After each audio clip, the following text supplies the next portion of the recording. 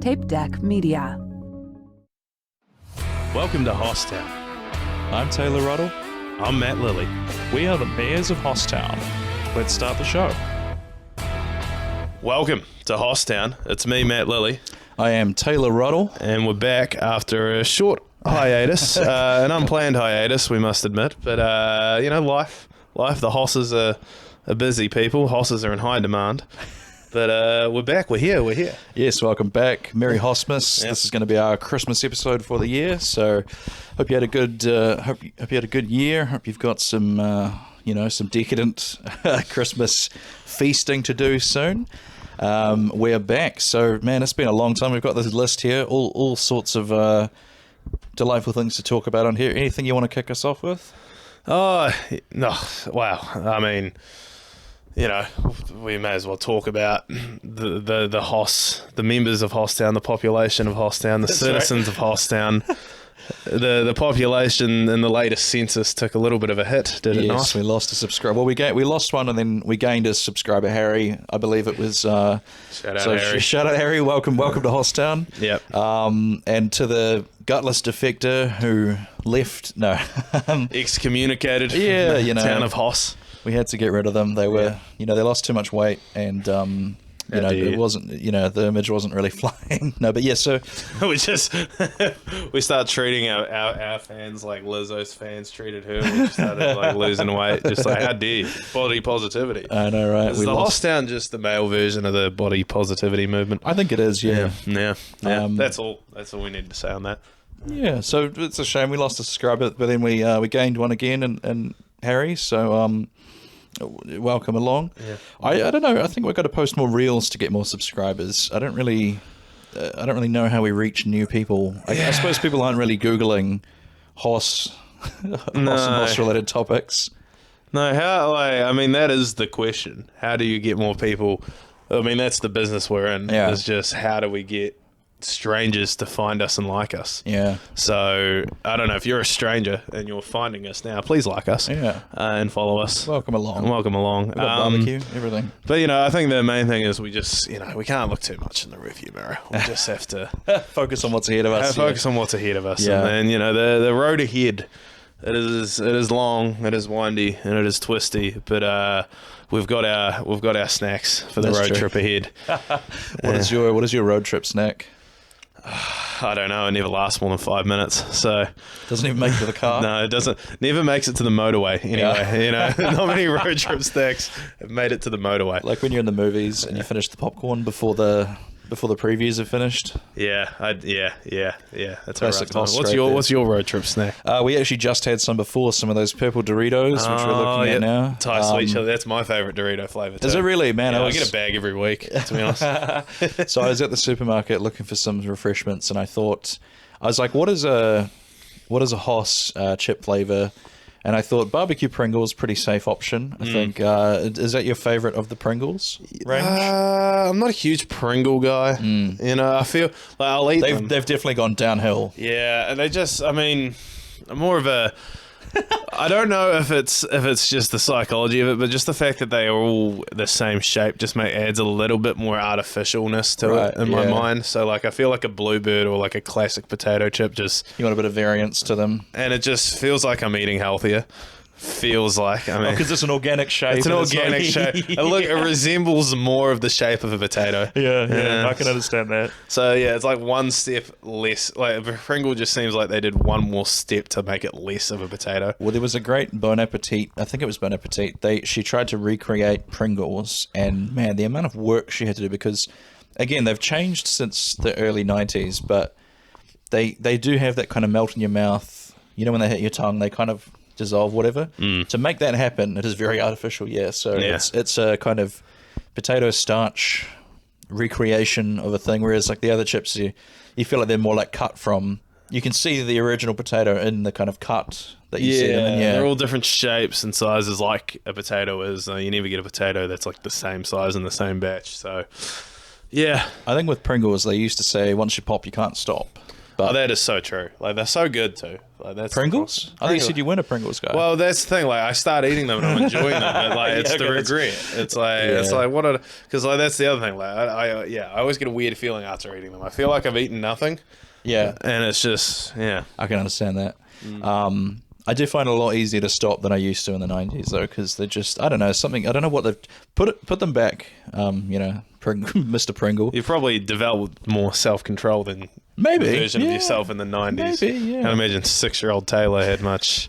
He was getting after it. Yeah. So then the Doritos there, that's your favourite one. What about if you're going for like a bluebird chip? Oh, salt and vinegar. Salt and vinegar? That was my feeling. I thought, man, Matt seems like a hearty guy with a tongue that can take, a bit of pain. I'm too soft for salt and vinegar chips. What do you go for? I'm a classic chicken man myself, the yellow chicken. Chicken is like the flavour of my childhood. Yeah. It's like, it's very much definitely was the favourite as a kid. It was chicken all the time. Yeah. So to the American listener, well, actually, do you know what? We get a few downloads on the listeners. So to the American listeners, there's a little bit of Kiwi culture we can impart onto you. Is what is the combination? It's called reduced cream. Is that what it is? The can that you buy and then you add the onion powder to it. It's onion dip. It's basically the onion.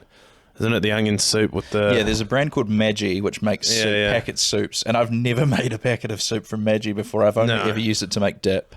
And I think this is our equivalent of like, Americans will make like buffalo dip or something for sports games. This is our equivalent to that. And I think the typical combination is the bluebird, chicken already salted flavors, plus this Maggi onion dip. So the chicken, that combination to me is the real 1-2 punch of snacking. I'd agree. I think you can buy just that kiwi onion dip straight now. I assume they make it. Something's not quite right about it. Like it tastes very artificial. True. So you gotta make it yourself. It's like rolling a cigarette. I'm sure it hits. You could buy the pre-rolled ones, but rolling it yourself hits that much sweeter, I would assume. Yeah. I've never smoked. I've smoked things, so I'd imagine yes, it would hit a little different. You just because I think it's all just personal preference. Some people like them thicker, some like them smaller, some like a higher percentage of the onion dip, some like a lower. That's true. Like True, you can really customize that. So, second item on our list today is we've both been mistaken for other people. This story I've been waiting so long to tell you this because this happened probably 2 months ago now. I was just finishing a quiz night, and a woman came up to me and she was like, "Excuse me, I forget whether she asked for you by name or if she just asked if I was on a show from several nights ago that like I definitely was not on." And I was like, "Oh no, that wasn't me." And like I think she thought I was you, but I didn't want to be recognized in public and was kind of trying to fob her off because she's looking at me like real suspiciously. And so I was like, yeah, no, you definitely would have not seen me on that show. And then I had the thought and I went, wait a second. And I got a photo.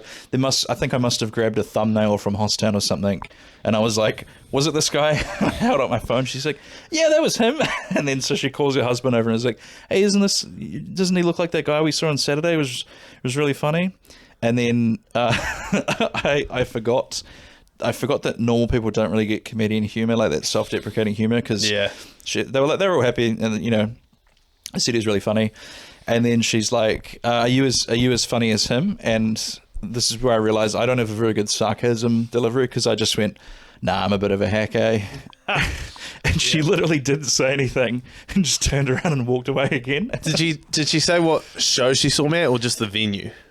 Was it a specific? Yes. No, but like, because you've told me the venue, we don't need to talk about it. But did she say a specific show? Yeah, it was a Saturday show. Oh, Saturday show. Oh, yeah. Wow, okay. And I normally haven't done well there on those Saturday shows, so that's, But here's the thing, man, is Kiwi audiences can stone face you the entire show, only to then tell you how much of a great time they had as they're leaving. So I imagine that was their experience there, but... So I thought that was great. I wish I'd been wearing the Hosstown t-shirt. This is a great chance for me to show it off, actually. So I was going to do this in the last recording, but we have official Hosstown merchandise now. So I tell you what, can you hold your mic in front of my mouth and I'll just... So So this year we have the Hosstown t-shirt with the logo. You can see mine is a little bit kind of fucked up. It doesn't come like that. It's because I put it in the dryer, which you're not supposed to do apparently. I put it in the dryer upside down. But yeah, the Hosstown logo. This t-shirt is very stinky because it was the one that I biked in the other day. Back to me. But you can get yours at taylorruddle.com/merch and just go to the Hosstown section. You can pick yours up today. Unfortunately, you can't get big boy sizes in red, so hence the black. But, you know, we make do, right? Yeah. I mean, it's probably a good thing. We don't need Hosstown fans looking like the Kool-Aid guy. So, yeah. So then you were mistaken for somebody yourself. Yes, Tell me about this. This was at a show where I was just got there around call time, and I was sitting at the bar, and a guy just comes up to me, and he's very sheepish, very like, you know, I could tell that he was a little bit in awe of who he was potentially seeing. I was like, oh, okay, this guy's, and he just stops me, and he just says, "Excuse me, are you Ron Mack?"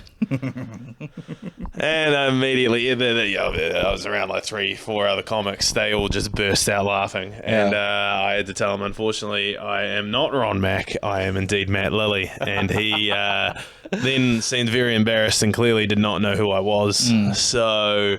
Yeah, that was an interesting. I should have chased him up after the show and asked him if he thought I was better than Ron Mack, but I didn't. So. Yeah. I don't want to be a massive dick, but is Ron Mack that notorious? That no, not really, especially because they've rebranded in the last year or so. So but I imagine you probably saw them. You know, Christchurch comedy, it's a small circle. You know, if you go to enough shows, you're going to see most of the comedians in the city. So. Yeah, well, this guy fucking loves Ron Mack. Yeah, he loves Ron Mack. I'm guessing Ron's not watching, but, you know, shout out to Ron. Well, fellow Hoss. Yeah. You know, especially, Ron Mack strikes me as the sort of Hoss that's used to be a bit heavier and has lost weight. Does he seem like that to you? Well, I think he's the opposite. I think he hasn't been a Hoss for long. I think he's welcome, my brother. Welcome, brother. Has he always had a beard? No. I think he's a COVID convert to the Hoss way of life. He's a recent conversion. I think I may be wrong. I didn't really know him back then, but like wonderful. We'll go and follow Ron Mack. I don't know what his Instagram tag is. Ron Mack Comedy. Ron Mack Comedy. There you go. Go and follow Ron. Yeah. You know, good guy. I've enjoyed the 3 or 4 times I've spoken with him. So yeah. Very funny. Yeah. This is the thing. Sometimes we'll joke around about this when we're on the same lineup. I think our similarness, can't even say the word similarities, doesn't actually work when we're in the same room together. We don't look that similar that when we're standing next to each other, people don't think we look the same. But it's like when you have a vague memory of Matt Lilley and you see me, you think that might be, and then maybe vice versa. I'm not quite sure, but if we played like one of those games where like you had to guess the person like by their like silhouette or like a blurry image, right? I think it would be true. Like if we got somebody in like who was like a little bit hard of seeing and they wore like quite thick glasses, and they got told them to take them off, and we just like spun around in circles for like 30 seconds, and we're like, all right, who's Taylor, who's who? Yeah, I think it's gonna be 50-50. That's true. Yeah, but I've always, you know, like one time at your Galaxy show, I think you gave the mic to me, and I opened by being like, most of you are probably thinking, hey, did Matt just hand the mic to himself? And like, it just didn't work.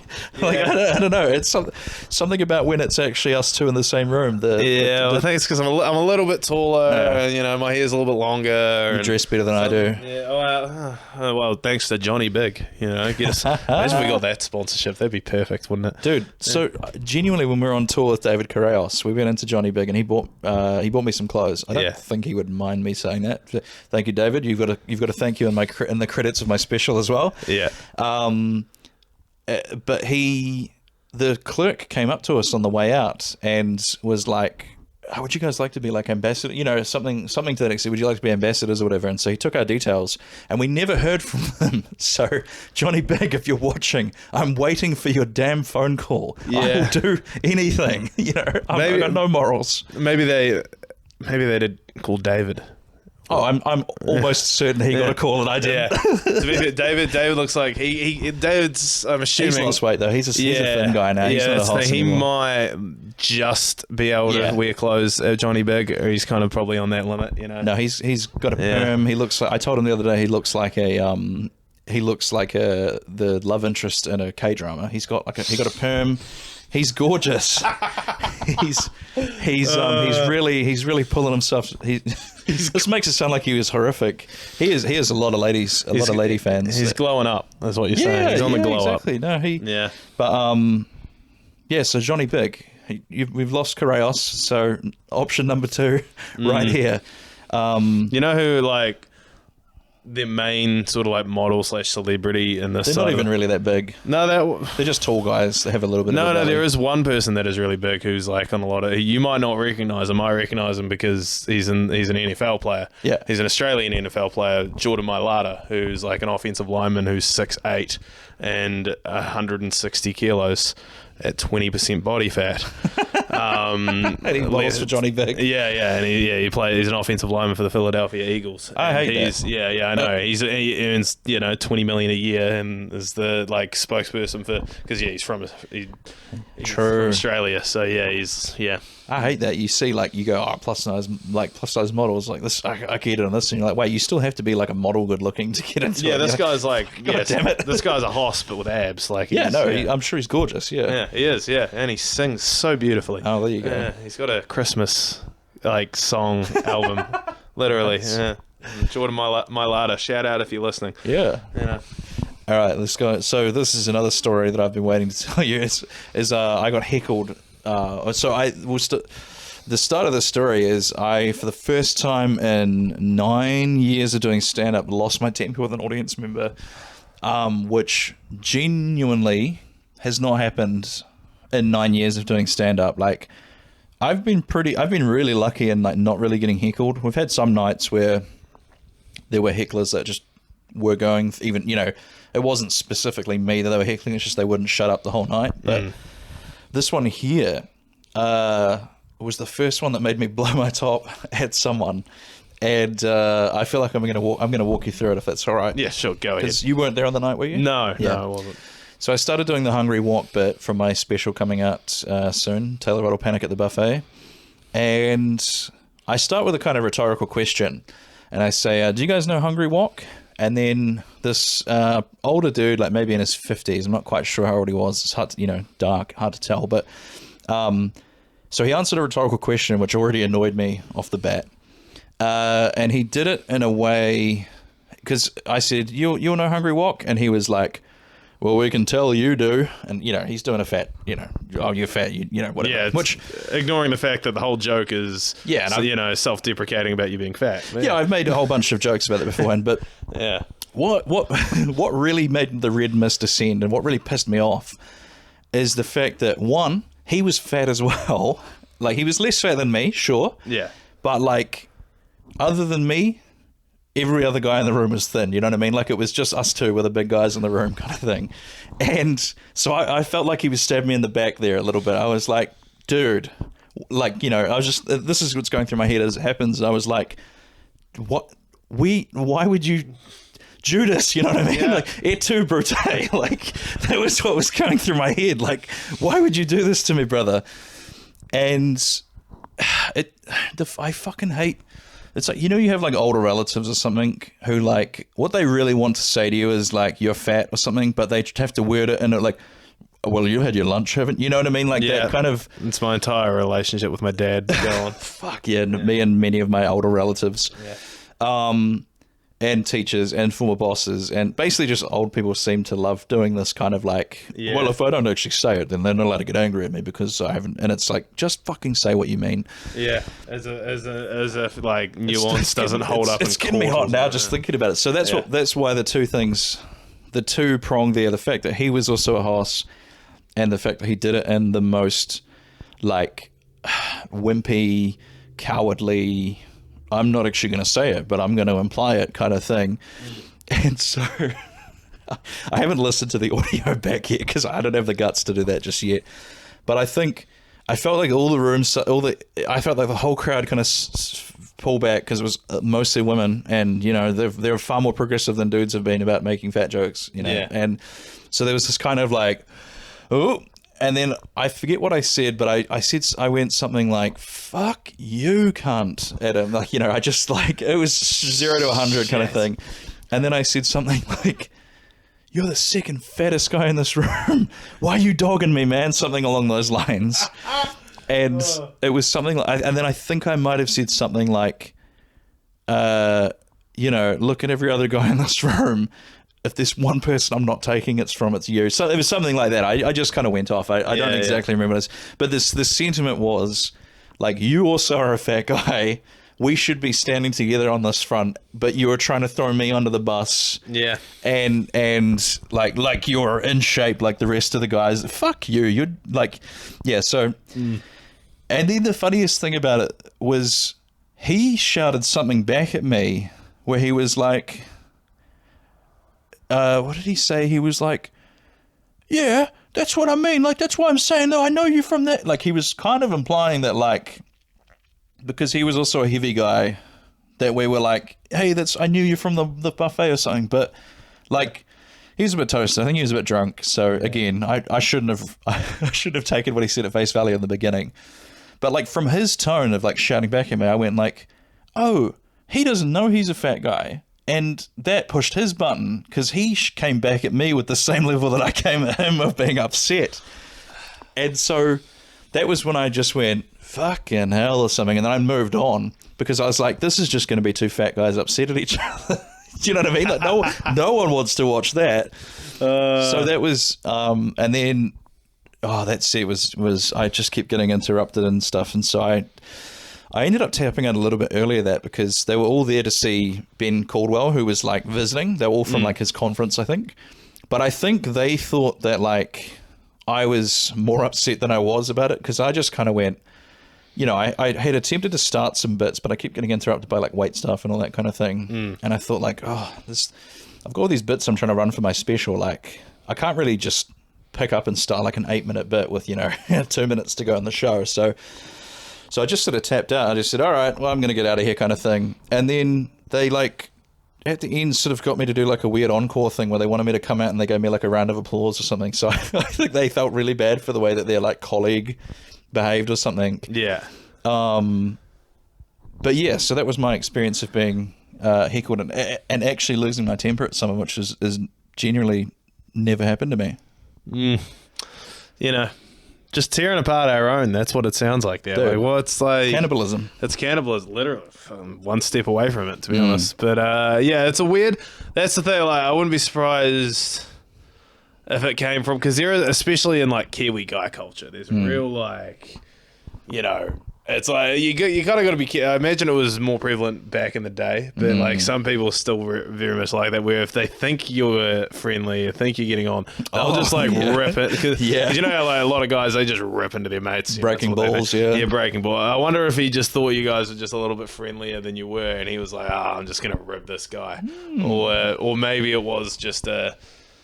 That's entirely possible. Yeah, or it could have been. I sure as hell didn't take it. No. Well, that's the thing. It's like maybe if he came up to you after the show and was like, "Hey," and just like gave you one of those buddy things, and just like that was the fact that it was like mid joke, and he was like, that's the thing. Like, it felt mean spirited to me, is what, and it felt like he wanted to.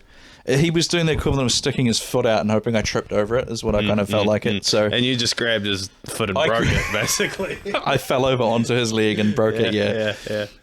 And those, so again, after the show ended, I just stayed backstage for a bit because I was like, those dudes are always the ones who will make your life absolutely hell during the show. And then they want to come up and be real chummy with you afterwards, like, hey, you know, we really had him going in there, didn't we? And you know, like he's one of the performers. And so, yeah, I was like, I'm not going back out there because he will come over and try to like pal around. And I was probably annoyed enough that I would have just told him to go fuck himself or something to his face. And that would not have been a good move, because that would have been, you know, I was very worked up after that. Yeah. And I was like, let's just stay here and cool off a little bit. Yeah. I've only like I've never had an outburst like that being heckled, but I've only like you're only a few years in, so I know, but it took 9 years for that to happen, man. I've been heckled once to the point where I like felt the anger bubbling. Yeah. But like it was such a What kind of heckling it was was 3 it? against 1. Like it was a group of 3. It was more one guy was doing most of it. It was a table of 3, and I could tell they were on his side. And to be fair, I think they were drunk and they were Irish. And I couldn't understand them at the start, and I just ignored them. And then they kept repeating what they were saying, like they were trying to get my attention. I just said, "What?" And like, was it 3 guys? It was 3 guys, Oh, yeah, and that's like tough. because they were Irish, like sounded like they were tourists or something, or very recently moved here. So, and I have a joke about a certain conflict that happened in the last 20 to 30 years in Ireland. They may have caused some trouble, if you know what I mean. The song "Zombie" by the Cranberries is about. That little conflict that went on. Yeah. And it's not like I mention it. It's the joke's not It's not pro. It's not pro. It's not up the rah. It's well, I do say that. Not Joke. like I'm more like if I'm talking about the Warriors up the Waz, and where that comes from, and how it's kind of wild. Oh yeah, I've heard this joke, and like they took offense. Like I think they didn't hear the first part, and they just heard me say very casually up the rah. God, yeah. And they were like, maybe they were from the north. Maybe that was the problem. You didn't say it with enough conviction. Or I said it with, or maybe they might have been unionists or whatever that side was. Protestants, did they start coming after you even harder for that? Yeah, well, then I just kind of just shut them down. Luckily, it was my last joke. Well, it kind of ruined the last joke, but I was getting off in about a minute anyway. So, and then.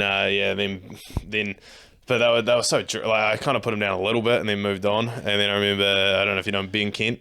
Oh yeah, yeah. He came on after me and properly put them in their place. Did he? And they didn't shut up. So I was kind of like, well, if I went harder, it wouldn't have got anywhere. That's the thing, eh? It's like that's why I decided to move on instead of coming back again, because it's like, those people are very unaware. So I think, just don't come to a comedy show.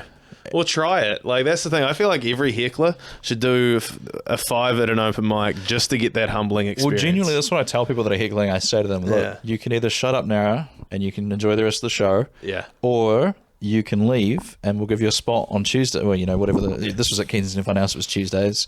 You can have 5 minutes on Tuesday, and then you can actually see that this is a lot harder than you think it is, because you're nice and safe at your table with your friends there. But what happens when you're the one that's on trial in front of the rest of us? Exactly. Then it's suddenly not so easy. Yeah. So next item on the list. Anything else you want to add about heckling? Or no, just I hope that guy comes to another gig and tries to come at me, because. Like, it's not like verbal conflicts. He'll be like, didn't I heckle you? Like, haven't I? Yeah, didn't I heckle you already last month? Yeah, maybe he'll see me and be a little cagey or something and just be like, oh, better not go with this guy. I'll try and crowd work him and he'll just be dead silent. You yelled at me last time. Yeah. Beautiful. Yeah. So next one here.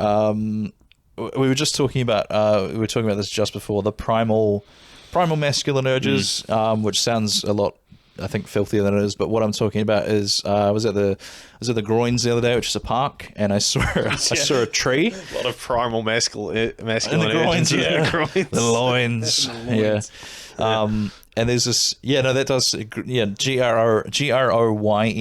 I think is spelled. Where did that name come from? One very horny. Is it like a phrase for like a weird type of body of water or something? I think it is. Yeah. So that must. But there's a lot of water there. But I saw this tree, and I just thought, like, man, that sort of childhood feeling of I need to climb that never really goes away. Like, I'm 32 now, and I think the caption I posted on my Instagram was the masculine urge to be 32 and think I can and should climb this tree. And you know what? No regrets. I had a lot of fun. Climbed up it. Good view. Yeah, and it's just something. The monkey brain's very happy, I think, when you indulge yourself in sort of childhood, or play or whimsy or something like that. And I will say this though, like I was when you're a child, it wasn't very high. It was like I might have been like 3 or 4 feet off the ground, kind of thing. But a really good climbing tree. I was very careful not to touch the base of it. I assume there was a lot of dog piss and stuff on the base of it. So I was very careful to not touch those parts. But I got up there, and that's where the child brain, that's where the influence of the adult brain is there. It's like, oh, we should climb that tree. it's probably very dirty though, so just be careful which parts you touch. Yeah. And then also jumping back down again, I was very conscious of not trying to like blow my ACL out or something by jumping down. Because that I think after a certain age, you definitely get an appreciation for, I can't fall half my body height and just land on my feet and be fine. Yeah, well, this is a slight another story, but there's like a real growing up moment. That first time that you like injure yourself in a really embarrassing way. Oh yeah, okay. What was yours? For me, it was when like I fully threw my back out just picking up like a pair of shorts off the floor. Like I've done that with a towel. Yeah. Yeah, and just like going, oh shit, and then like literally just being incapacitated for like 3 days because my back was just done. Yeah. But on that masculine urge thing, this is one that just came to my mind when you were talking about it. It's one I do all the time. Whenever I see like a digger or like an excavator or just like someone's like left some like roading like a machine or equipment just on the side of the road like overnight, I always check for keys.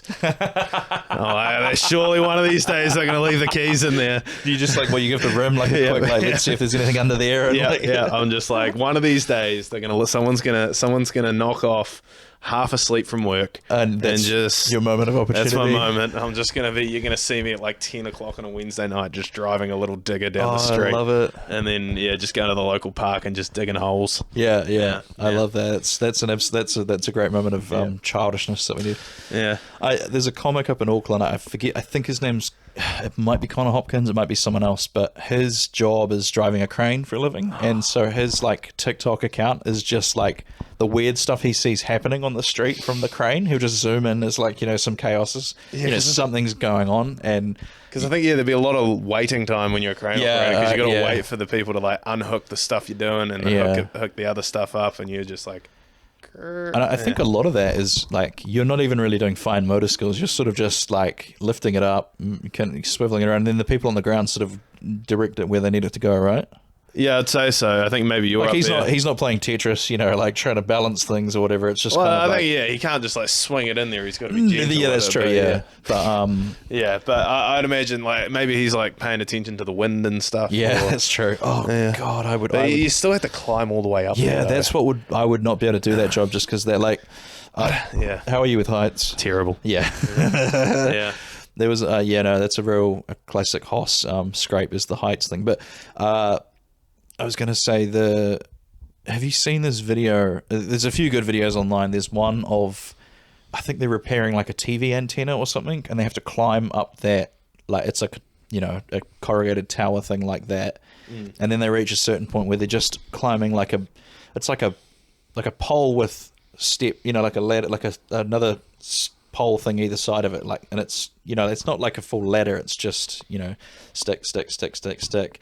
And they've got to like, what is that thing? A belay or a carabiner or whatever? They've got to use that to secure themselves to the pole. But they're just like they're out in the wind at that point, and you can hear the wind come up and the thing move, and just that gives me the absolute heebie-jeebies thinking about having to deal with that. Yeah, no, definitely. I could never, like, obviously as a Hoss, like, we physically just probably couldn't. Not good, yeah. That's the thing. It's kind of like, it's another male thing, like, or just a human thing, actually. Just to have, like, irrational fears for situations you will never be in. Yeah. It's like, there's a lot of things, like, I would have to change a lot about my personality and life to find myself in that situation, fixing something on, like, I don't know, maybe some high-hanging power lines or something like that, like. Either I've hit my head one day and just turned into a completely different person, or moved across the world to live. For the one I always have for some reason is thinking of how I would escape being buried alive in a coffin, and I'm like, why? Again, you're like, why? What situation would I need to be? Like, you remember Kill Bill? She's doing the 1-inch punch to break out of it. Do you ever just stand against a wall and just see how hard you can hit from that distance? Yeah, I used to as a kid, definitely. For me, like, this is this is kind of a weird thing my brain does sometimes. Like, it's usually an indicator that, like, my mental health isn't doing great. Right. Is, like, if I'm driving and I see another man similar age on the side of the street, I look at them and just say, I could take him. I'd fuck him up. It's never, and the answer is never they could beat me up. Right. Like my confidence. You've never once. I've looked never at, once oh, yeah, looked I at a man shouldn't- on the street and thought I couldn't take him in a fight. Do you know that's a beautiful? I assume that's testosterone because ever since this could lead into another thing we were going to talk about was getting fitter and stuff like that. So. We've both got the boxing bag hanging in the garage. Or is yours in the garage? Yeah, I recently got a new one because my old one broke. Oh man, Yeah, you Captain America that shit. Yeah, I upgraded because now like I had probably a similar one to yours where it's like the red and black one. It was about I don't know, like 20 kilos with the Japanese symbol for like boo, which is like No, war, yeah, I think war or mine was a something on it. different brand, but it was a similar. But like my one now is like it's a heavy bag. It's like 50 kilos. It was hard work getting it in, and then like when I hit it like as hard as I can, it moves like that much. Is it like a long bag, like It's a Muay Thai pretty one? long, but no, it's not super long, but it's like it's like that thick, like Yeah. What are you hanging it from? just the rafters in the garage. Do they rattle when you hit them? A little bit. Yeah. That's I'm renting. It's fine. Ours is like this old wooden thing, and I've like zip tied rafters together and stuff to give them a bit of support, and put towels underneath the chain so that it doesn't rattle as much. And yeah, I'm very worried about that thing coming down eventually because, like, you know, right now it's all good, but after, you know, if I Put in 5 years of boxing or whatever, those rafters are going to be. But you know, you're renting, so yeah, like you say, not your problem. Periodic tendency. I can get out of there in 3 months if I have to. No, get your bond back and everything. Yeah, maybe. I'll just. As soon as I started doing that up again, I was having those exact same thoughts. You're just walking along, and your brain is just like, we could smoke him. Oh yeah, we could destroy that guy. Oh, look at that guy. He's complete. And it's like No match for that right hook that you put on the bag. Yeah, the you other gotta day. be like, no, we can't. Like, we've got no cardio. Like, if we Well, land, that's what we're working on, Taylor. Exactly, You know, yeah. like, once we have the cardio, we'll be unstoppable. But that's the thing. I've been doing. I've been biking as well. So I got myself a nice secondhand. What do you call it? Secondhand bike off. I think it's Facebook Marketplace or something. And so I live close-ish to one of those nice protected cycleways, which I thought, oh yeah, that'll be real easy. I can just cycle along that and get fitter, and it'll be. I don't have to think about cars and everything because do those. Actually, what is it like in America? Do they have to be on the road What bikes? on biking in America? I think it's similar to here. It Yeah. depends. Like they'll have cycleways in certain parts. But, Yeah, and Christchurch is getting better for having protected cycleways, but tell me about it. The council. That's all they're talking about. is it really? Yeah, Oh, okay. it's a big part of contention. Well, I don't know if you've seen the cycleways around town. Some of them are stupid. Really? Like, there's the one next to Hagley Park where, you know, like the path along Hagley Park has always been a shared footpath. Yeah, Like, yeah. But then they decided, I don't know, I think it's like Park Terrace, the one that like goes in front of the museum and Christ College and stuff. Yeah. They added a whole thing onto the road that's just Oh, that's going both ways as well, isn't it? yeah. It is harrowing trying to turn into the parking lot there because you have to watch both ways. Yeah. For bikes and for traffic, and when people are biking through the park, they're not paying attention to you at all, so they'll No. just bike in front of you. Yeah, that's terrifying trying to Because turn it's into there. double. It's like, what's the point? You've already got the shared path there. Like, So you can go on the shared path, or you can go on the cycleway, which goes both directions. yeah. So either I'm in favour of cycleways, but that does seem kind of silly. I love shared paths though, because that was what it was like in Japan. You had to be on the footpaths. And anyway, we're getting off track. But so I've been very sporadically cycling from my house. I only just recently reached the actual cycleway for the first time a few days ago. And, you know, so as they say, now the real work can begin, I suppose. But I have a slight setback, is I have to bike past, I have no idea what the hell it is. It smells like a fertilizer plant or something. Oh, I know what it is because I know. Don't say because I don't want people to know where I live. But, Yeah, I'll tell you off here. Yeah, it is horrific. So Yeah. I'm gonna find a different way. I've had this bike for several months now, and it's the first time I've noticed how bad that is Yeah. because I haven't got there. Yeah, stay off that road that starts with B over there. I'll tell you about it later. Yeah. But yeah, there's a certain industrial thing there. That, Yeah. Yep. So yes, but I was happy because I hadn't biked for a while, and the other day when I did my long ride and I managed to get to the place I was going to, my cardio held up because like I think the thing with biking is like how far you can go is limited. It's initially limited by how much your butt can stand being in the saddle, or by your cardio. You know, I kind of flip flop between which is more limited. My cardio is not necessarily the limit now. I do all right, but was glad that doing the boxing on the bag has actually been helping my cardio, because I haven't biked for ages, but I managed to go further than I have. So that, I'm making progress. It's very slow progress, but progress is progress. And the photos of me in the tree, I wasn't as fat as I was expecting to be. So, it's all it's all uphill from here. Nice. If we have another 2 months off, I'll be a different man the next time we do Hosstown. Yeah. How's your kind of fitness? Have you working on anything else? No, well, for the last 3 months, I bought a stationary bike just to put in my garage, because I've got like a TV and Nice. I have a TV and a spare PlayStation in my garage. Literally, for a while, I don't do it because like the hands get sweaty and it gets harder. But because I got real into playing the F1 game I have, just car racing, because it's real, like it's a good like mental So you're on the bike, whipping around this track. just like going around Monaco or something, just like trying to get that personal best in qualifying, just like just on the bike. So like you just end up that's really good for just like that low intensity, like mentally distracting yourself, and suddenly it's been like 40 minutes. Oh, that's the best. I saw a thing on Reddit. It was a guy who got addicted to Civilization, which is just a turn-based game. They always joke that game is the epitome of like just one more turn, and then next thing you know, it's 4 a.m. and you've just got to be up for work in 3 hours or whatever. But a dude got a treadmill and set his laptop on. He just put a board across the top of it and just played that, and then he lost like a shitload of weight just playing that for several hours a day. So, wow. Yeah, very, very clever move there. You still get the whole like saddle problem though on it, because you're just sitting there. Probably more, but like it's a lot easier just to like stand up on the bike and just like there you go. I have because like right now the saddle pain's pretty strong. We went out for a do you have like proper bike shorts, like padded ones? No, but I'd recommend. You recommend it? Yeah, they do help, because then they like pad in certain areas so certain things don't get numb. But you get used to it though. Like I remember when I was biking in Japan, I eventually just didn't even notice it anymore. True. All the nerves in that area just die off. Apparently. Yeah. Apparently they come back though, because I've had to go through it all again since getting back. But so we'll watch the space. We'll see how our fitness goals go over the Christmas spirit, the Christmas season. Are you worried about the Christmas food?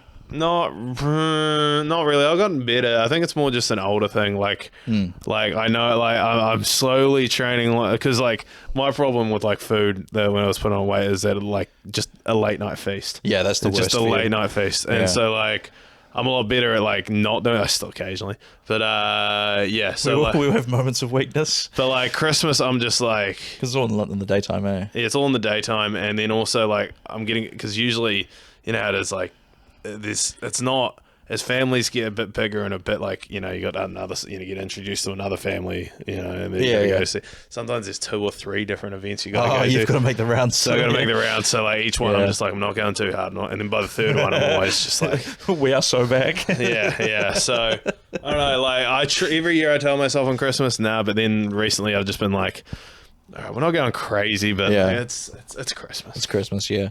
No, I've never. I'm quite a fussy eater, so the Christmas thing has never been a huge issue for me. But just I think in general, not being healthy was the issue. It was like it's not like that didn't stop over Christmas. It's not Christmas. It's usually the other 364 days. Yeah, exactly. That's just a blip. It's a drop in the bucket for me. Yeah. I probably eat less on Christmas. I go hard on the meat. I'm a big meat eater, and like you always get such good like cuts of meat and just ham and just things like that. My mother does a good lamb for Christmas, which is quite nice. So yeah. Let's talk about fairy tale horses. This is one of your suggestions. So what's your thoughts there? It was kind of just a thought the other day of just like, there is in a lot of children's books, children's movies, fairy tales and the like, there is in almost every single one of them a Hoss like character. Yeah. And like there's quite a stereotype, like, and I think like they tend to be of a similar temperament, right? Similar personality, and they play a similar role. Like it's almost as if that big, like they really typecast larger men into like a very certain type of, like if we kind of rattle off like one of the most famous ones who actually bucks the trend, to be honest, but is Shrek. Yeah. Where he starts off as he's a big ogre, he's angry at the world, he's a recluse, and then he softens up over time. Right. Yeah. It's kind of the story that then translates into a lot of other children's books. You got Beauty and the Beast. Yeah, Beast is another good one. The Beast he's the Beast, and he falls in love, and she softens him up and gets him to. Is this a trend of relationship? There's a trend of relationship. Monsters Inc. Sally and Mike. Sally starts off. Are they in a relationship? No, Sally. Well, no. I mean, it was 2000. They do live together, don't It was 2002. Disney couldn't be that open about it back then. But he meets Boo, who like softens up, teaches him how to love, and he becomes a big softie. Yeah, just Clifford the Big Red Dog, the same thing. Like, actually, I think he was always a big softie. I feel like he was pretty. To be fair, he was a dog, so it's not really the same characteristic. No, I just want to jump back to the Beast before you. Yeah. I saw a meme that was like, if you look at Belle's face after he turns back from the Beast into the human form, it's almost like she actually wasn't that impressed with his human form, and she was ready to like risk it all with the whatever he is. Is he a lion? What is Beast? What is Beast? Is he just like a? Has he got claws? He's some sort of human animal hybrid. Yeah, like a werewolf almost. A werewolf or like a bear.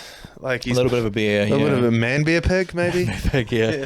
But then the thing years ago, a friend of mine made a joke about an ex of mine that that I was gonna turn back into a human form unless the flowers fall off the rose or something, whatever the hell it was. Which I did try to make a stand-up bit work about, my girlfriend and I together, something we're like Beauty and the Beast, except bad luck for her, I'm already back in my human form. Something like that. It was about mixed results as as with many things. Yeah. But like I was kind of thinking of it that like in real life, most larger hoss-like men, unless they've already gone through that transition, but most of them are like quite jolly, quite congenial, quite like friendly, quite soft heart. I haven't met many a hoss that would follow that archetype. That would be like, he's a grouch to begin with, and then softens as life goes on. Yeah. I suppose maybe it's meant to just be that is quite a male story though. Maybe it's meant to just be that like they just exaggerate the size and the hossness of these characters to like exaggerate that typical masculine trait of when you're young, dumb, and full of something, that you're quite rough, all the testosterone stuff, and then you just start easing off. I think everybody, it seems to be one of those. Do you remember the episode we did about like male delusion or whatever? Yeah. I think, especially like you say, young men. I think every young dude thinks that like, I'm a bit of a, I'm a pretty dangerous guy, and Like I said, I think I can fight everybody on the street. Exactly. And then it seems to be, again, generalizing, asterisk, not everyone, but I'm painting with very broad strokes here, but I've been reading a little bit into, how right now there's this whole thing of ladies are quite into like, they'll have like their fantasy boyfriend, the book, book talk, all that kind of stuff. They'll have like their fantasy boyfriend, and they all seem to be of this kind of type of like sort of dark, mysterious, sort of evil, not evil, but you know what I mean? They all kind of, it's that beast thing, right? And I think it seems to be a dynamic that both men and women like, where the dude gets to pretend, I'm a bit of a dangerous beast, but like, she's the only thing that makes the bad thoughts in my head go. You know what I mean? Like and then the women seem to enjoy that. He's a little bit dangerous, but like he'd never do anything to me. That's the kind of dynamic. So it's just describing my relationship. Yeah. Anyway, you know what I mean? What I'm saying is, I feel like maybe fairy tales. This has been around for a long, long, long time. Yeah. And it's like how they say that. I was talking to someone the other day and said apparently there's only 7 different types of plots that you can tell a story in. And so I feel like this could be one of those stock things that like sort of ferocious guy and then sort of sweet lady or whatever, that it's one of those pairing, Hoss guy and non-Hoss woman, I guess, is the classic pairing from back in the fairy tales. Because what was the Hunchback of Notre Dame? Would you consider him a Hoss at all? No, because he was more. I've actually never seen that one as well. So like he was more just an exaggeration of just like of a recluse that's just ugly. Really, that's just like right. That kind of guy that like that's more like. Honestly, the Hunchback of Notre Dame, it's more of like a Sigma tale.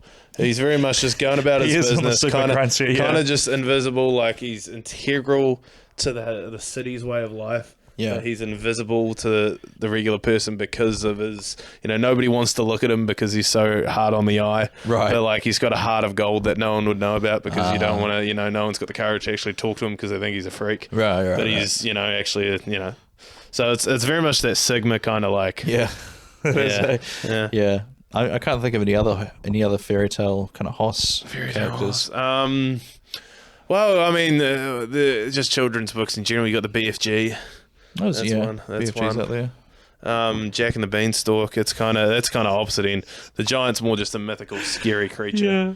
But one of my favorite. Have you seen Succession? No. So one of my favorite. It makes me laugh so much when I see this scene. But the dad from that, the whole. It's not a spoiler to say the whole plot of Succession is the kids are trying to succeed the father. He doesn't think they're ready, and so that's the kind of back and forth. And also the story of the WWE. Yeah, oh, dude, like they will probably one day make a dramatization of all the Succession type stuff that happened when Vince was getting kicked out. Once Vince passes away, Shane's book or whatever he puts out, his memoir, that's what I want to read. Shane and Triple H and Stephanie, I think, they've got some stories to tell. Shane's got some stories probably about Stephanie and Triple H that he's not going to tell until he's well clear. But anyway, I digress. But yeah, there's a line that the dad from Succession said where he's arguing with Kendall, his eldest son, on the phone, and Kendall basically has taken a swipe at him publicly or something, and the dad's talking on the phone, and he's like, he's talking to Kendall's assistant or something, and he says, "Tell him I'm gonna grind his fucking bones to make my bread." Which is what the giant from the Jack and the Beanstalk says. Yeah. I fucking laugh so hard when I hear that line.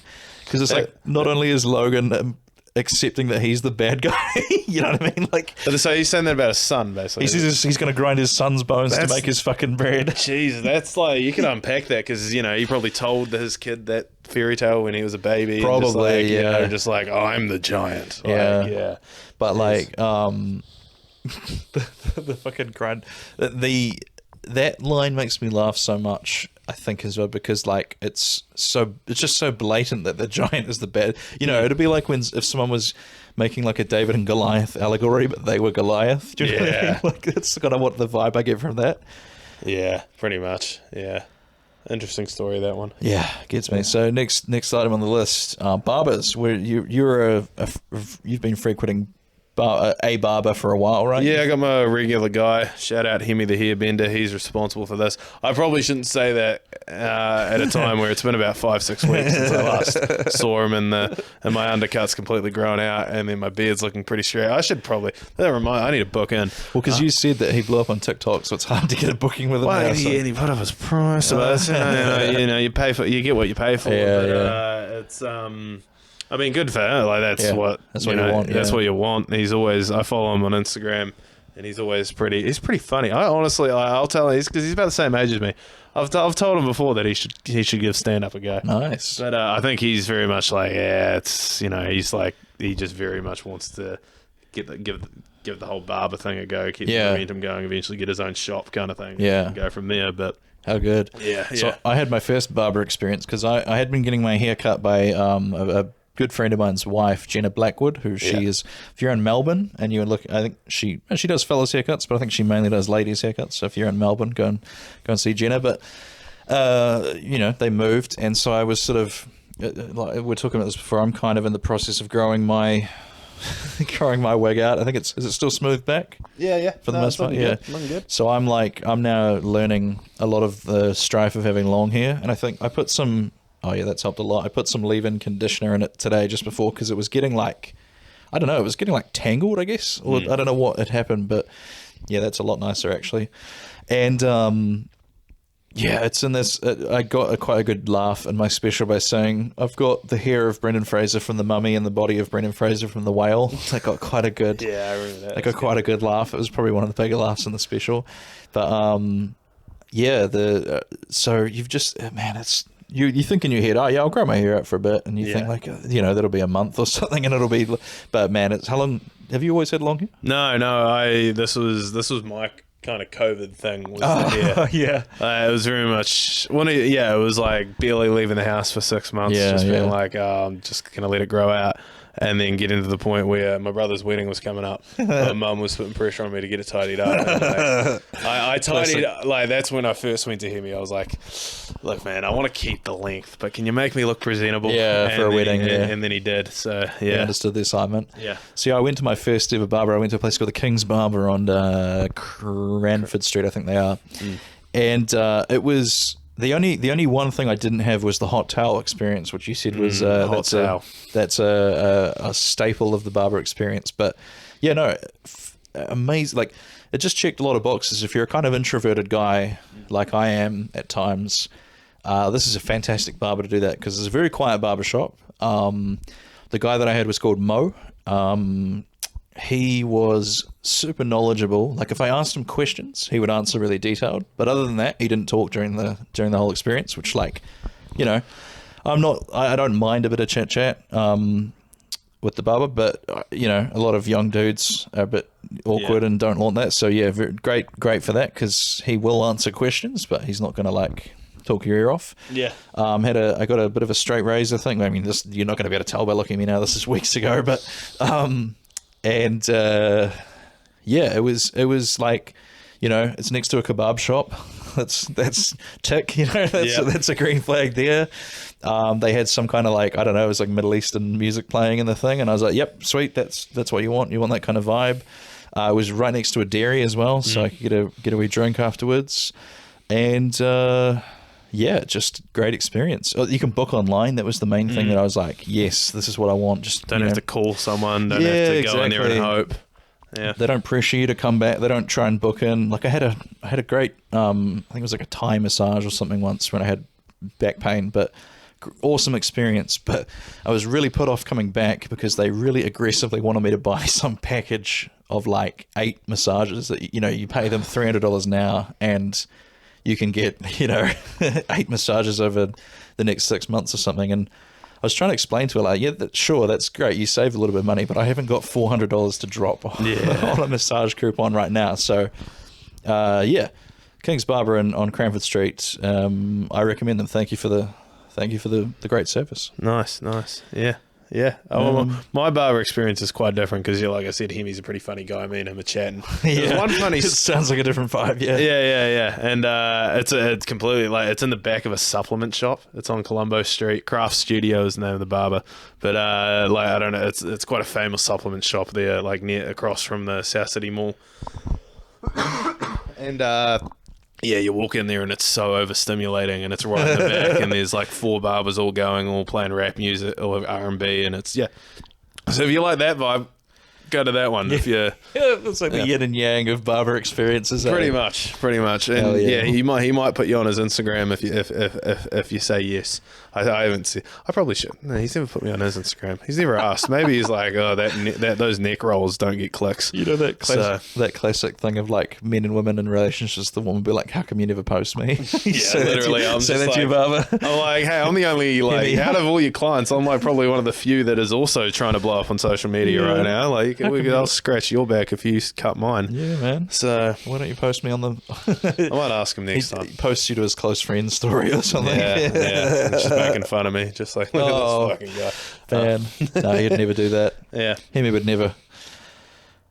I taped a special. That's how. Sorry, that was a hell of a segue. There is me looking at the piece of paper and then going to it. Yeah. How long we did? So this is going to be a long boy. We're up an hour now. I think let's maybe just go till here or something. But this is our Christmas episode, so we want to make it an XXL Christmas. Yeah. Get the fans what they want. Yeah. Give all three of them what they want. So Yes, I taped a comedy special. I've made a fake DVD over here, which you can see.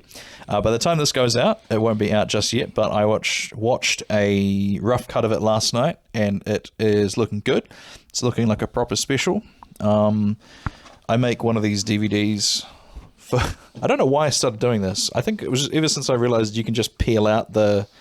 you can just take out the paper in the under the little sleeve, and you can make your own one.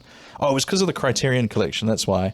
It looked so satisfying though, where they would take the DVDs off the shelf and they'd have this tactile thing, and it, the sound would get a little ASMR here, but you can sort of hear the rattle. Yeah, and I don't know. There's just something nice about holding a DVD. Does it bring back memories? Like also you got. Did you, as a kid, go to like the local like Civic Video or United Video? It was probably more like VHS back then, but yeah, 100%. I love going to the video store.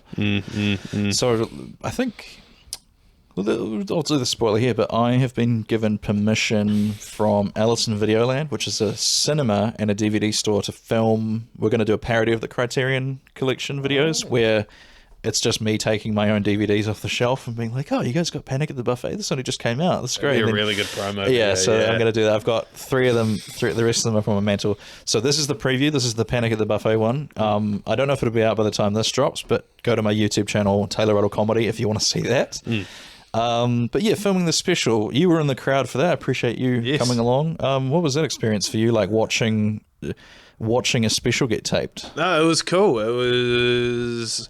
First of all, shout out Henry Hickman, who did very well. Opened and introduced you. He did very well. HH. Yeah, he got the crowd going well, and they were very like he knew the assignment. He came out there with his good solid material, and then really got them in a good mood. And then you came out and and they were just hot from the start. They were like it felt like that first 10 to 15 minutes was probably like some of the hardest you've killed. I've seen you on stage that first 10, 15, and then you get into the longest stories. Into the longest stories that kind of like are the theme of the thing that carry it through, and like they were the crowd was there engaged the whole time, because that's the thing, like when you're a comic watching a comic that you've seen, that you're familiar with, you've seen the most of the material. Yeah, you can't, like, I was trying to be an audience member and stay in there, but you can't help but just like you're watching the audience. I'm kind of like, because I'm kind of cheering you on. I'm just like, yes, they're loving him. Yes. Like you're my football coach on the side. Yeah. Jose Mourinho. Yes, Taylor. And then because I said this and I sent this, I think, in a comment or a message there, where my favorite personal moment was when you had that woman that was in the front row. That's right. Yeah. Just in tears. Yeah. And you like, I can understand, because I was sitting like kind of 90 degrees away from her, so I could see her pretty well too. Yeah. She was like laugh crying in the way that like it looked like she was upset. Yes, that was. So I stopped her. Stopped her. I said, "Are you actually okay?" Because it had the energy of a. I've got all this emotion from something that's happened in my day, and now it's just coming out. And very like you just said a trigger word or something that set her off about maybe not even. I wasn't necessarily thinking that at the time, but I was thinking she might have had a car accident or something. It's something like something that had really shaken her up, and so this surge of laughter was it was a lot. She was just full of emotion or something, but. I think she was just enjoying the show. I think she just had one of those facial expressions, and she's laughing. That it was just hard. I think it was good. No, I think Mel, that was her name. And I think maybe she was laughing, but then I think one joke really got her. I think it was the big boy stuff that set her off. Yeah, because you were like crowd looking her and her partner, I think. Yes, who I think are actually friends of a friend, so I may run into them at some point. But no, that was cool. And then the rest from I thought you absolutely crushed it. The crowd was great, but even just shout out to Little Andromeda as well for from just being there in the crowd and then just seeing like the setup and everybody work. It just looked like the ideal place to film a special. You could not ask for better conditions to film in. So I filmed. This is my fourth. I've done 3. We say hour, but they're 45-ish minutes is kind of what because you cut out some faff and stuff. But I've filmed. I've got all my COVID jokes. I'm just looking at my DVDs.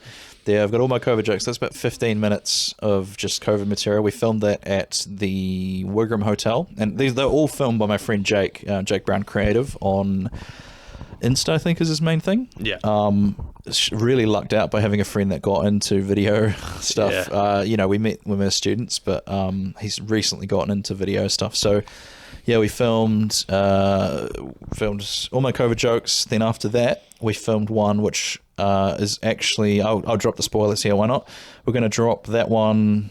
So we're aiming to drop Panic at the Buffet on the 26th of December, Boxing Day, to capitalize on everybody having the new devices and hopefully going on YouTube and seeing it. Having that food coma day and bed watching YouTube. Yeah, exactly. Yeah. And then sometime in the next couple of, what is New Year's is the 31st, right? New Year's, So probably around the 28th, we are going to make another one publicly available. It's called Classy Comedy. It wasn't meant to be called that, but that was we taped a show called Classy Comedy. It was meant to just be clean comedy. I needed to record a 40-minute clean set to use as a bit of a show reel. Yeah. Didn't end up getting the gig didn't end up sort of applying for the gig. Long story, doesn't matter. We filmed it, and pretty much half the jokes of that went on to become Rudzilla, which was my most recent special, and then a couple of them were used in Panic at the Buffet. So it's kind of like a prototype special for Rudzilla and Panic at the Buffet. It's a cool looking special. I'm wearing a nice shirt in it, and it's taped at the Piano, which is a nice venue. So all going to plan, I'm going to have dropped 3 specials in a year, but it's more like 2 because, you know, the Classy Comedy is kind of these 2. The algorithm doesn't need to know that. No, yeah, the algorithm doesn't. All they need to know is I'm going to have something like 4 or 5 specials because I've got that brain rot edition of of my other special that I released. So what I've done a lot of these DIY tapings, right? Is what I'm trying to say. And at Andromeda, it was like I couldn't believe how easy of a process it was to film there. Like, this is what was it you I was talking to where I said, when you start to film, you're going to learn that, like, every time something's going to go wrong. The first few. So, Classy Comedy, what went wrong on that? The venue rescheduled me to be on the same day as Christmas in the Park, so we didn't get a lot of people into that one. We had enough for it to be a good night, but it was like, it could have gone a lot better. Rudzilla, I hired some lights specifically to have good lighting for it, but they were about 10 times too powerful for the room that we were in, so that went wrong. And then I'm just, the whole time Panic at the Buffet, I'm expecting something to go wrong, and nothing did. It was like, I couldn't believe it, yeah. So yeah, big shout out to Little Andromeda. If you ever film something, I could wholeheartedly recommend them to be the venue for that. Yeah. Fantastic lighting rig. Just like even just the little things, like the fact that I didn't have to be tearing tickets on the door. Yeah. And like you stand in the back and they've got a microphone on the back for you to introduce yourself. And just like, I'm sure this stuff all sounds ridiculous to proper comics, but to me, who's historically has done 3 shows like self-produced, it was like a night off. It was crazy how unstressed I was. I usually have to bring a towel to like wipe my forehead down because I sweat like when I'm stressed out. Yeah. Barely used it at Panic at the Buffet. That's a testament. So yeah, but crazy experience, and it looks good.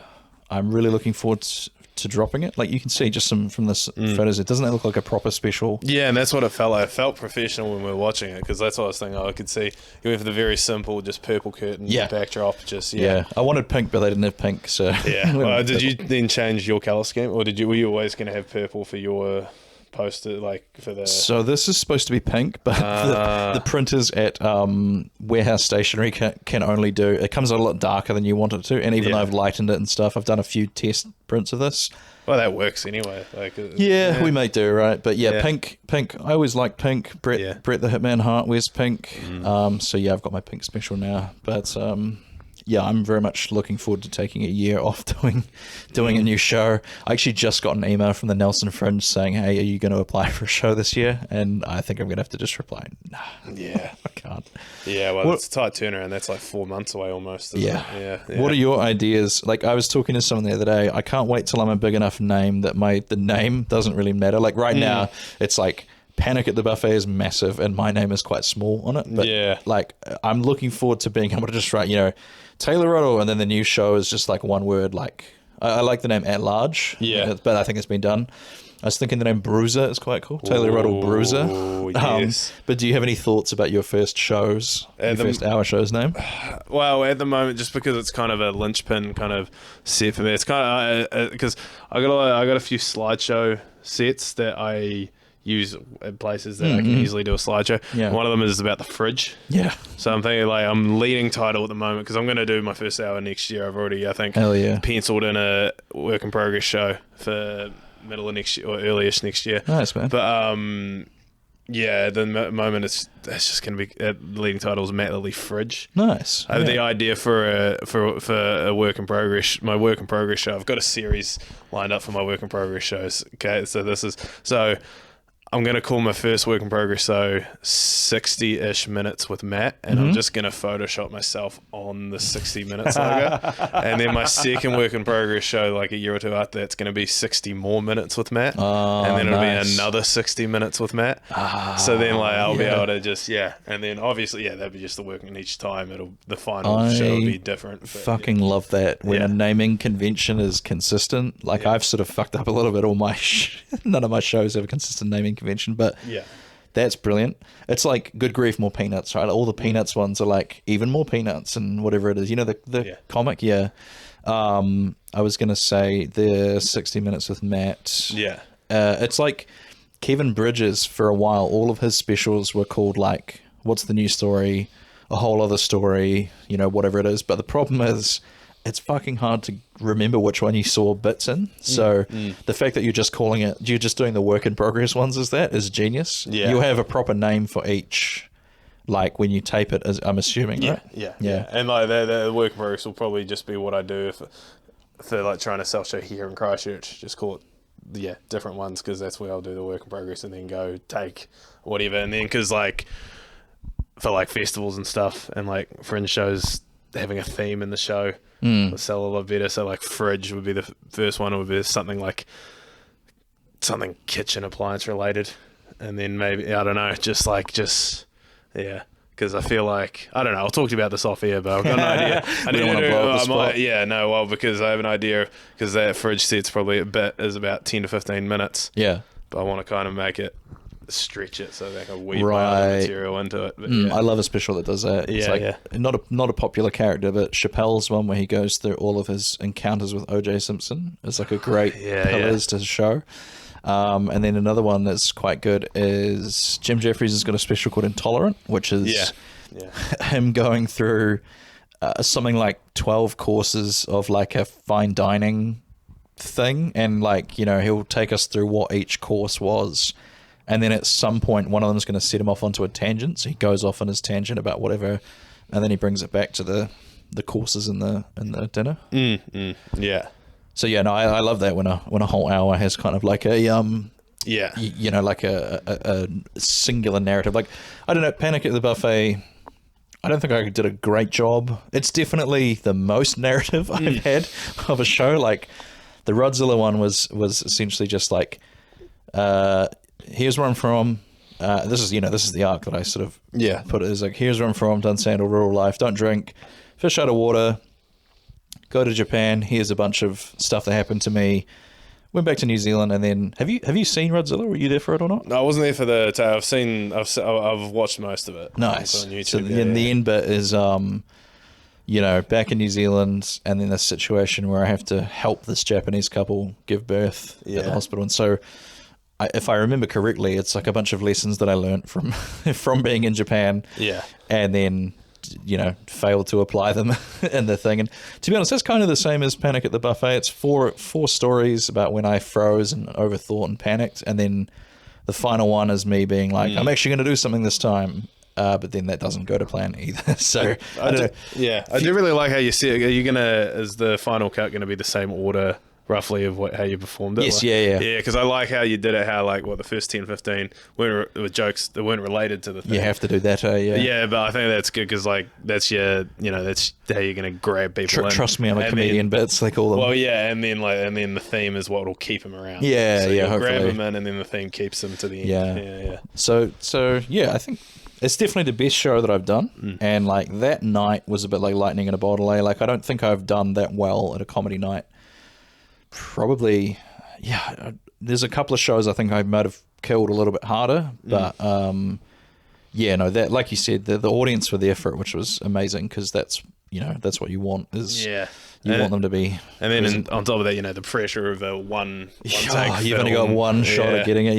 Yeah, just on top of that. And then the ones, I imagine, it'd be like you've only got one shot at getting it right, but you've also got one shot at having a good audience. Yeah. So that's the funny thing. This is going to get very inside baseball for those, but the way we tape special, the way someone of my level tapes specials who doesn't really have an audience is you've got to practice the show. Like, the show is about an hour, 50 minutes, I think, is you kind of aim for 15, thinking we might cut it down a little bit, but we don't have the opportunity to just do an hour of stage time unless you have like an audience, right? Like, if you're just like us, just doing spots, you can do, you maybe get 10 minutes. 10 minutes is what we give at the Laugh Cellar. And so you kind of have to just build up these individual 10 minutes chunks of the show. Yeah. And then on the night that you film them, you just have to pray that you can remember in an order. Because we've cut all this out of the actual special, but the way I tried to remember my set this year, because I try a different memory technique each time, was I drew all of the beats of the story. Like, so number one was talking about Johnny Big. Yeah. So I drew the number one as a little character, but he had a big t-shirt on, and so that was like the clothing chunk.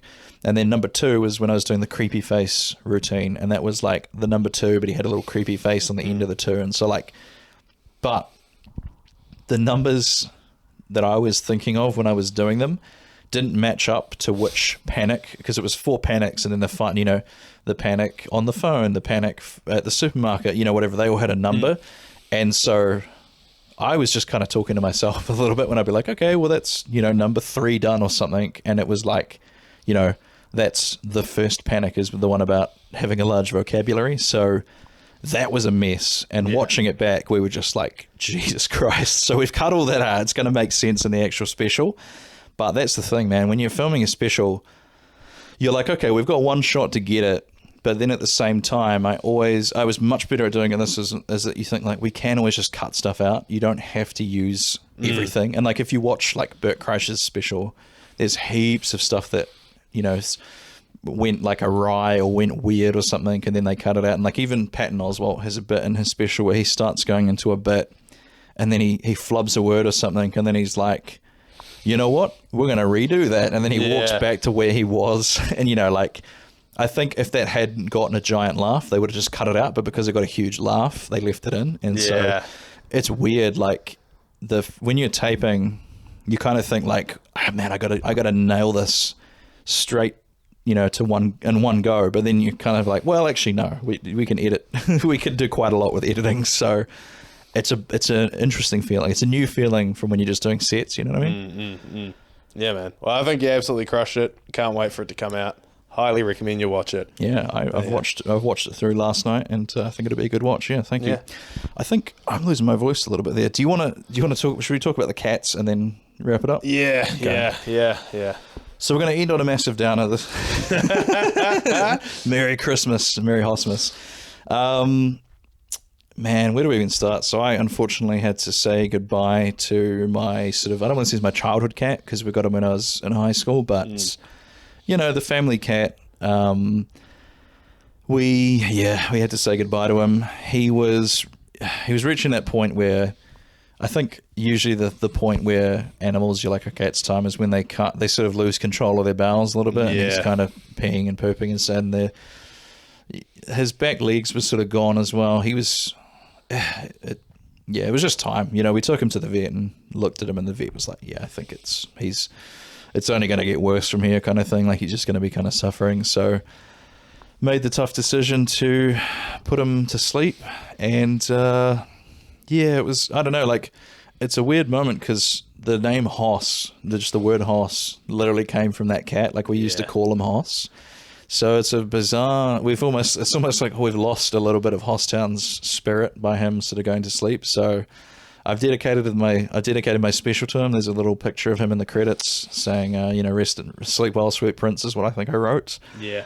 And Man, have you had to put pets down before? Yeah. It was my first time being for one, to be honest. Yeah, I remember the one that was probably about 3 years ago now. We had to put the family cat down. That was technically my cat. Like, the story was that, that because I'm terrible with needles. When I was 11, my parents bribed me with getting my 11-year-old shots by saying they'd buy me a kitten. Wow. So yeah, this cat's That's a hell of a deal. It's a hell of a deal, but I was a screamer. So even at 11, Yeah. So and I was a big kid. They weren't holding me down. You just punch the... Yeah. So, You know that thing in movies where, like, the bad guy's, like, the bully is, like, throwing the thing and the kid, like, catches it for the first time. The guy's going towards you. You just catch his hand. You're like, Yeah. I don't think so, Doc. I You're don't like, think so. You're Then I 12. stab him with it. But You turn it around on him like Yeah. like you're in a James Bond movie. yeah, Stick it into his neck. pretty much. Sorry, keep going. No, but yeah, she got very sick about 3 years ago. Like downhill fairly quickly and got to that point. Like had a big tumor and then had to that's put a her shame. down. So that was rough. And because that was from 11. I was until I left home about 21. Yeah. And then every time I go back, I'd see her. And then that was So that was rough. So definitely empathise with you there. But yeah, I mean I've been through it recently with the cats. Can Luckily, I just add one more Yeah. thing about my cat before we go into yours? So Yeah, go on. what I think was like what kind of upset me the most is like how we're in this weird position with animals where like we have to make the decision. Do you know what I mean? Like if I'd left it up to the cat, he would be like, "Nah, I'm still good." Do you know what I mean? But Yeah. like you're sort of like, you're just gonna suffer, man. Like you're not really gonna have a good quality of life, I think, if we let you keep going. And the whole time we're driving to the vet, I just keep thinking to myself, I was like, man, he has no idea that this is it. Do you know what I mean? Like, and I just felt so terrible. I was just like, but why? Like, why? Knowledge is a curse, right? Do you know what I mean? Like, to him, it was just another trip to the vet.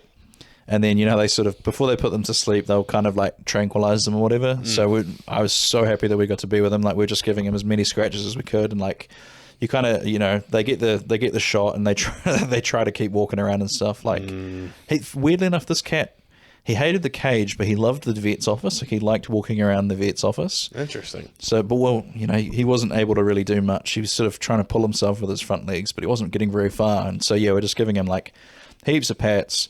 And he just kind of slowly goes to sleep. And then when he was just down, you're just like, oh man, that's it, like. Yeah. But at least you're kind of like, at least their last minutes were like kind of comfortable. Peaceful, You're giving him lots of pats. He's with people that he likes, and it was over like that. You know what I mean? I just honestly didn't realize how quick it is when they put pets down, and it's just like 1 minute he's breathing, and then it's just.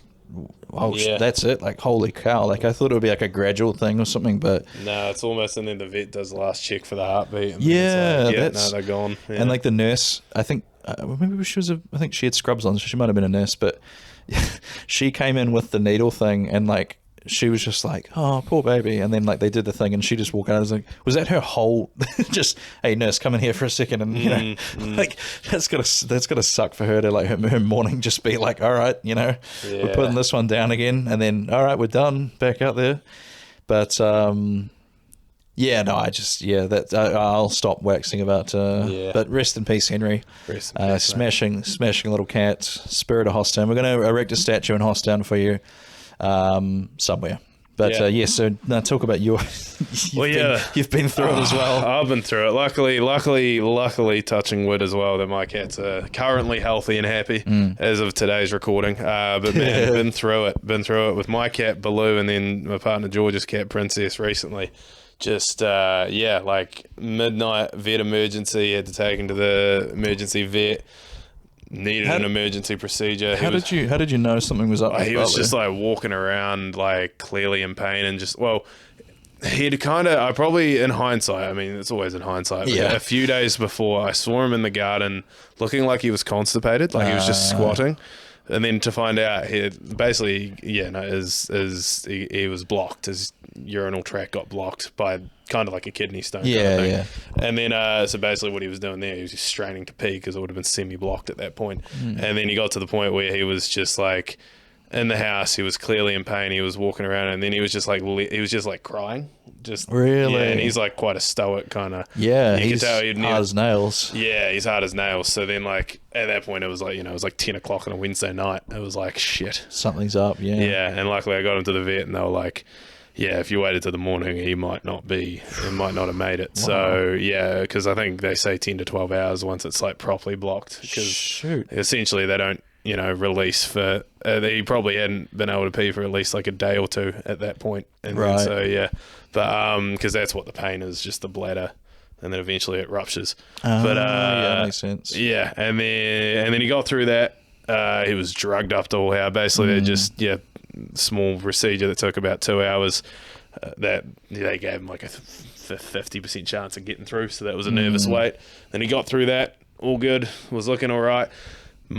He was actually through it because 3 weeks later he was still fine. I came home from a weekend in Auckland and he had a big cyst on his head. Oh, that was unrelated, but got that checked up. Fucking hell. Yeah, I think he just got in a scrap while we were away. But and then like 3 weeks after that, probably like 4 or 5 weeks after the initial trip, he starts doing the straining to pee thing again. Oh no! Thinking, I was like, oh shit, he's blocked again. Yeah. Taking him to the vet, fully expecting it to be, because they said if it happened again, he was probably going to have to get put down because it was going to keep happening. Shoot. But then they take him there and they're like, he's got the opposite problem. He's nothing in there. Like basically, it was inflamed and he was pushing everything out as soon as it was there. So there was nothing in there. So they sent us home, said to try and get a urine sample because they couldn't do it there because there was no urine. How are you meant to get a urine? I couldn't. But then I've literally never seen one of my cats pee before. Yeah, so this was on a Saturday and they said, call it. I booked in to come back on the Monday, and then by Monday morning I still hadn't been able to get a urine sample, and he was going downhill fast. Like he was like barely walking, barely moving, and I take him there and he was blocked again. Yeah. But they were able to get a sample. They unblocked him and got a sample, and basically it was more blood than urine. Holy crap. Yeah, and basically it is very advanced UTI. And they did a urine test there, ran the test, saw that it was bacteria, it was bacterial infection, and then got him on the hard antibiotics, and then it took. Those first 3 days were rough until the antibiotics kicked in. Yeah. And then he swung around, and it took about 2 weeks, and he was pretty much back to himself. Yeah. And here now, before I came over here, he was, this morning when I saw him, he was roaming around the neighborhood. Pissing like a champ again. Pissing like a champ again, spraying all over the neighborhood out in the middle of the night, and seems okay. Good on you, Blue. Yeah. And then Bloody Princess, the other cat, she got a pretty gruesome injury. She broke her tail or something? She broke her tail, almost completely in half. How'd she manage that? It's pretty good. We don't know. Georgia was home when it happened because she called me in a panic while I was at work when it happened. But I'm 90% sure, just because I know how a back door is when it's open and the wind can just slam it shut. I think she was just in the doorway when it just blew it shut and just slammed on her. And then I've gotten my hand caught in those before. And so when we took her to the vent, they were like, we recommend amputating it, which was going to cost $1,500, but stitches was $600, so it was stitches. But they were like, it might, because it was almost clean through. Yeah. But luckily the stitches held together, and took her to the vet last week, and they gave her the all clear. She's got the cone off. Henry broke his tail at some point. We again don't know how he did that. We suspect he might have fallen off the roof or something. But and that was, we had that similar thing where we took him in, and his tail was just hanging, and then they were like, the same thing, we'll probably have to amputate it. But then they were like, well, let's just watch him for a few days and see if he gets any motion back in it. And surprisingly enough, it healed on its own. He had the bone was always weird, but he could move the tail again. So maybe the tail recovers quite well with cats. That's because, she's got it. You can still see the stitches. The stitches still need to dissolve. Yeah. And it's fully healed pretty much, scabbed over and the hair's growing over it, but there's still a bend in it. Yeah. So it's because it was near the same. It was near the tip, but it was just a bend. Oh man, poor cat. But multiple of thousands of dollars later, the cats are okay. Oh, man, veterinarians are eating good this Christmas, eh? Yeah, but I mean, you need them because that's the thing. It's taking in having that mental calculation in your head of just because they always give you option A, which is very expensive, but a lot more likely to work, and then the cheap version. And it's just if you only you're most people, I think, if you're middle class or below, are going to take the cheap version because it's fucking expensive. So it's just that mental, how you literally, there's not many times in life where you're faced with like, how much does love cost? I know, right? And it's like those situations like where you've got like a snap decision. It's a lot of pressure to, yeah. Because like, you're just like, shit, am I going to look back like, in a year and just be like, God damn. I just about sold you out because I wanted 15 grand or 1500. 1500, Oh, yeah. I hate that, hey. Yeah, but anyway, man, should we wrap this up? Yeah, so that's a rather bleak way to but I mean, hug your cats and pets. hug your cats, guys. Look after them. They're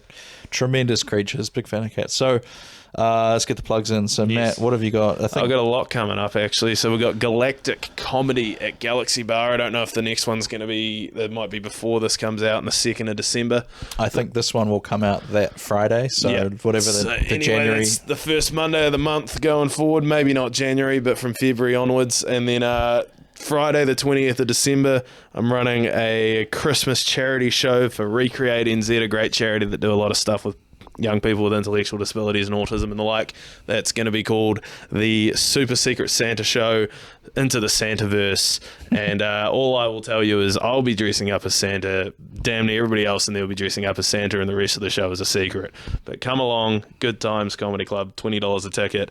We'll put the link in this episode bio because it should be up by then, and get there, please. What is your tags? Matt Lilley? Matt Lilley 9 on Instagram, Matt Lilley Comedian on Facebook. Do you have anything else coming up? Yeah, well, not exactly coming up, but, I think, so this will drop first week of December, so just go to my YouTube page, Taylor Ruddle Comedy. That'll be where my special drops. You can watch that for free. And then another special a few days later, Classy Comedy, if you're interested in seeing the prototype of that. Other than that, I'm just pushing. I've sort of made I've kind of accepted that I don't think TikTok's going to happen for me. So just subscribe to the Facebook account, to the YouTube account. That's where I'm posting all my clips. YouTube and Instagram, I think, is kind of the places to go. Oh, I don't even get Instagram. Yeah. Although I was talking to Juani Hortena, who's, if you like comedy and you're in New Zealand, you probably know who he is now, because he basically blew up like 2-3 weeks ago. Yeah, something like whatever that. It was. Yeah. And you see that and you're like, okay, maybe it is worth persisting with posting the clips. But I don't know. I was chatting to him last night about it, and he gave me some better times to post. So I'm hoping that, knock on wood, that'll help me get a little more views. I don't know what I'm running out of steam for the end of the year. I'm looking forward to some time off. So thank you for watching. Have a Merry Christmas and a Hossy New Year. I don't know. Nice. See you next time. Cheers. Thanks for listening to Hosstown. Don't forget to share the episode and leave a review on your favorite podcatcher. See you next month. We'll see you then. This has been a Tape Deck Media production. Thank you for listening.